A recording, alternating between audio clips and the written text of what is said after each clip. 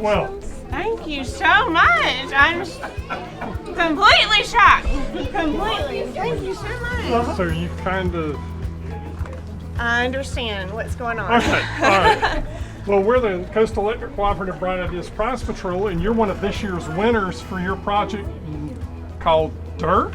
Yes, sir. Yes, So sir. tell me about Dirt. We're hoping this will involve students across all grade levels in working outside, getting back into nature, using the outdoors as a facilitator for the curriculum that we're already doing, but giving kids an opportunity to be outside.